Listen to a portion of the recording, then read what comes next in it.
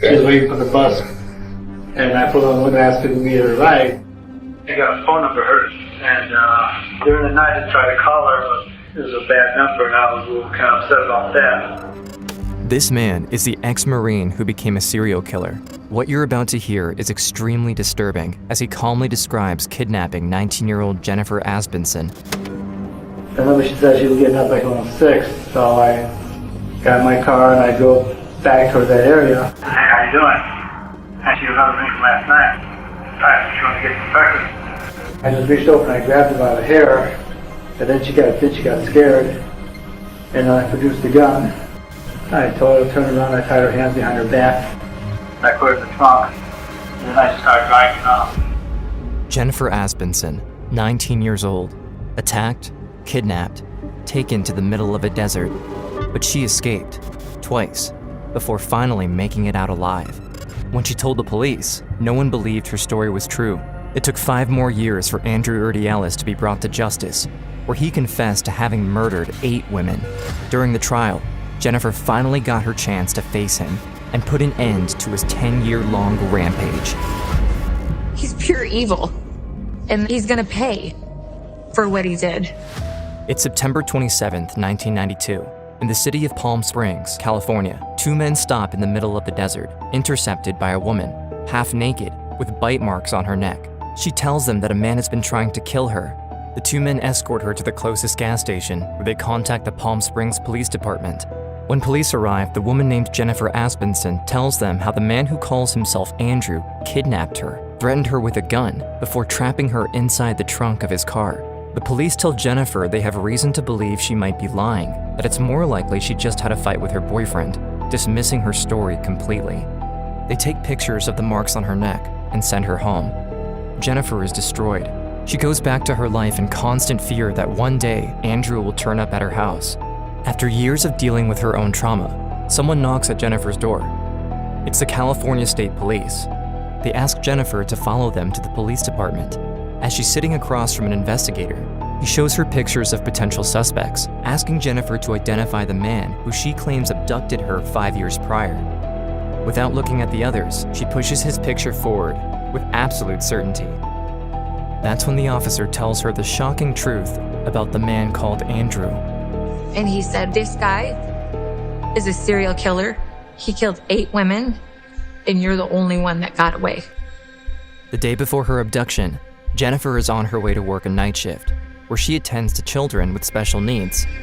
I would work from 10 at night till 6 in the morning, but I was young. I was 19. I had a wonderful job. She misses the late bus, worried that if she's late, she might lose her job. A car drives by and slows down next to her. The man inside looks kind and asks Jenifer if she needs a ride. She refuses out of instinct, even though she doesn't feel threatened by the stranger.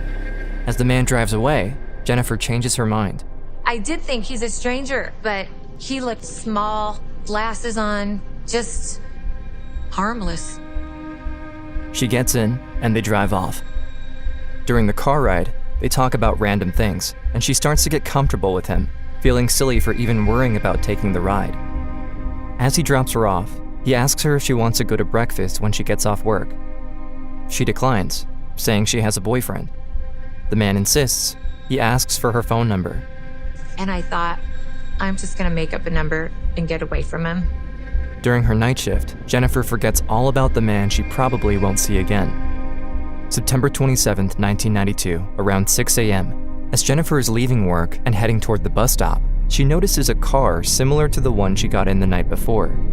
It's Andrew again. He rolls down his window and offers her to go get breakfast. I was already laughing, like, you just don't give up.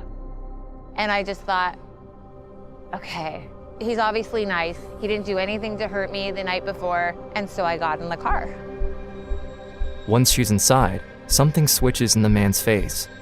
He brings up the phone number that I gave him and just screamed. I called that number and some old answered. Before she can make sense of what's happening, her head is smashed against the glove box. The man takes out a gun and robe, orders Jenifer to turn around, and binds her hands together. He was screaming at me, calling me names. I didn't know if he was gonna slit my throat. I didn't know what he was gonna do. He pulls her seat down to keep her out of sight and drives off. After only a few minutes, the car turns onto a road leading far into the desert. Jennifer can only imagine what's going to happen to her. I could see the telephone poles, and we passed one telephone pole, and then the next, and the more that passed, the more hope that I lost. The man pulls over and he pulls out a large knife and starts cutting Jennifer's clothes off. She can see he's done this before. She tries to fight him off, but the man is too strong and aggressive. Every time she fights back, she only gets hurt. Then, he forces himself on her. But something happens. Andrew sees that he can't perform. This only makes him angrier. The violence level started to escalate. I felt my face get really, really hot, and my vision started to get really weird. For a brief moment, she loses consciousness, only to wake up as he's biting at her neck, screaming like a madman. That's when he got out of the car, and he went to the trunk, and he pulled out a brown shopping bag full of knives. I finally realized he's gonna murder me. She gets out of the car and starts running through the desert. I just ran, and I imagined he was gonna shoot me. Suddenly, she feels a sharp pain on the back of her head. Jennifer falls to the ground as the man is dragging her back to the car. He puts her in the trunk of the car, slamming it shut, telling her he's going to kill her. Jennifer is terrified. She can't see anything. Her hands tied behind her back, locked inside a moving car. Her hope of escape is gone. My first thought was panic, and I just started praying out loud. At that moment, she feels a surge of strength overwhelm her. She pulls her hands apart, breaking the twine that binds them together. She can't believe her hands are free, but there's no time to wait. Andrew is driving her to her grave. In the dark, she can't see anything, but uses her hands to feel her surroundings. She tears the interior of the trunk apart, searching for some way to open it. She pulls on a handle, releasing the cover, but Andrew notices and pulls the car over. Then he came around to the back of the trunk, and he bounced on it. With the trunk barely open, he doesn't see Jennifer's hands are untied, so he slams it shut and gets back in the car. Jennifer can hear the tires are spinning in the sand. She knows he got stuck, and this might be her only chance to escape. She pulls the trunk open and starts to run and run. I turned around, and he was chasing me with a machete. But she doesn't stop. On the road, a car passes by. She begs for their help. The driver locks the door. Seeing Andrew approach with the weapon, the car drives off, so she continues to run and run. She sees a truck getting close. This time, she doesn't take any chances. She stands up, half naked, in the middle of the road, forcing the driver to stop. The two men in the truck get out and take Jennifer in. When she looks back, Andrew is nowhere to be found. And the passenger came and put me in the back seat. They brought me to the local gas station. The police were called, the ambulance came, my mom was called. But Jennifer never had the best of relationships with her mother, and so instead of having the support she needs, Jennifer hears her mother yell out that her daughter likes to make up stories, that she does it for attention. So no one believes Jennifer, not even the cops. When you get out of a situation like that, it doesn't always go uphill from there. Year after year, she lives in fear, terrified because the man has her ID cards with her address on it. Some nights, she even sleeps on the roof of her house, afraid that Andrew will turn up to finish the job. She feels unprepared, unable to defend herself. But everything changes when she meets a woman named Mika Moulton. Mika understands what Jennifer went through better than anyone. She lost her son in the worst possible way. It is a very shallow grave, and that it appears to be the outline of a very small torso. Losing a child is something you can never imagine. There's just this incredible need to wake up, and you can't. Then she hears the news no parent is ever prepared to hear. There's evidence of exceptionally brutal or heinous behavior indicative of wanton cruelty. Christopher suffered. He tried to shield himself, he tried to fight, but he didn't know how. And that hurt really bad for me. Mika never knew she needed to teach her son defensive measures. But after what happened to him, she wanted to make sure that no other children would go through what Christopher did.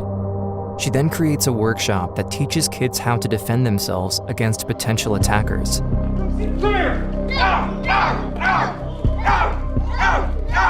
She calls it Christopher's Clubhouse.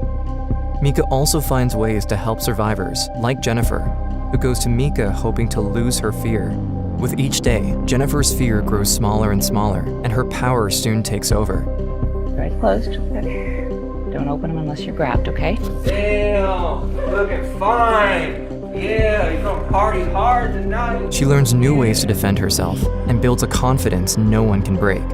In her mind, she's preparing for the day she'll come face to face with her attacker, to be ready.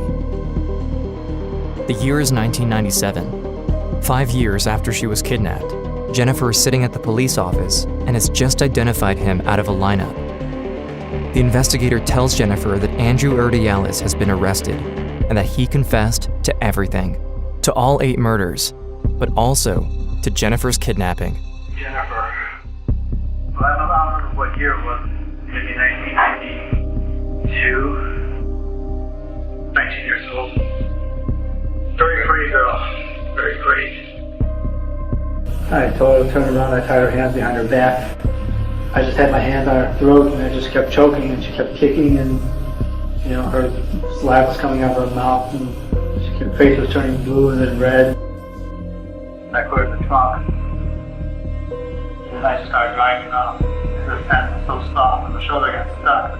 But the hood was popped open and she ran screaming. There were several cars nearby. Somebody else picked up the finish when I started, but I don't know. But that was the last time I saw her. Jennifer can't believe it. After all these years, her monster is finally behind bars.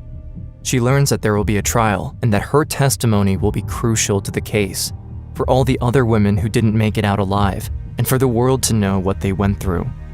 Jennifer didn't expect her face-off would be like this. For years, she's been building her strength, her barrier, but now, she's back in the same situation as before, unprepared. I knew I had to go back there and I had to be so vulnerable. I did not want to do that in front of him. I asked if they could get him out of the room. They couldn't. The very first time seeing him, my whole body kind of froze when I looked at him because I hadn't seen him in so long. And he was there in front of me now. And I kind of just wanted to tell myself, he's going to pay for what he did. Through her own bravery, Jennifer Spencer spoke for all these women that didn't get away. She was a hero. Despite pleading not guilty by reason of insanity, Andrew Urdiales is found guilty of all 8 murders in 3 separate trials. The penalty to be imposed upon defendant Andrew Urdiales to be death. I just felt an overwhelming sense of relief. Jennifer came face to face with the monster and won. She was thrown back into a dangerous world and found strength. And just like Mika Moulton, she became a force to be reckoned with. I ride on shopping carts. I don't want to miss a moment of fun because I know my life was almost taken away. Yeah. I will find joy. I will skip. I will. Even after everything she went through, Jennifer was able to turn her life around, demanding for something better. I still can live an amazing life and find beauty and joy and happiness in everything. Especially letting other people know that they are not victims, they're survivors. Jennifer Asbenson is living proof that no matter what the world throws at you, there is a power inside you, waiting to be unleashed.